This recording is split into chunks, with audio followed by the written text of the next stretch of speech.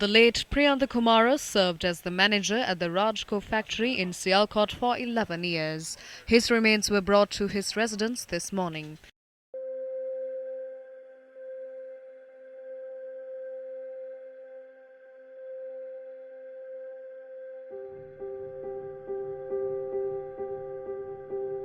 Following the post-mortem examination, his remains are to be placed at the Pulhena Public Cemetery in Ganemulla. The most wanted accused of the late Priyantha murder case was arrested while he was absconding to Rawalpindi on a bus. The suspect has been identified as Imtiaz, and allegations have been levelled against him for his involvement in torturing the late Priyantha and desecrating his body. In the last 12 hours, Punjab police arrested 7 more key suspects, including one accused of plotting to assassinate the late Priyantha.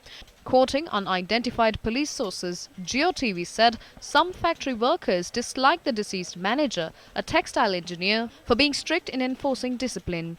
After a routine inspection on Friday morning, Mr. Kumara had snubbed the sanitary staff over poor work.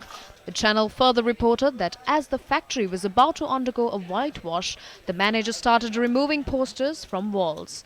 As one of the posters was an invitation to a religious mood, some workers objected to it. According to Pakistan's Geo News, the Punjab government had sent an initial investigation report of the Sialkot tragedy to Prime Minister Imran Khan. As the preliminary report, a dispute had emerged when Kumara removed some posters from the walls of the factory at 10:28 a.m. Shortly after, the factory owner had reached the spot and resolved the issue. Kumara had apologized for the misunderstanding on his part. After Kumara made the apology, the matter was reportedly considered settled and the factory workers had dispersed. However, some workers then incited their colleagues to attack the manager. Within a few minutes, a mob formed and set on the victim within the premises of the industrial unit, eventually killing him. A mob of over 800 men gathered at the factory on reports that Kumara had torn a poster. The police report said, and I quote, "They looked out for him and found him from the rooftop. They dragged him, beat him severely, and by 11:28 a.m. he was dead and the body was set on fire by the violent mob."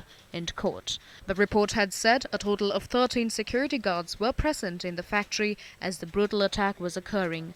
None of them had tried to rescue the victim or disperse the mob.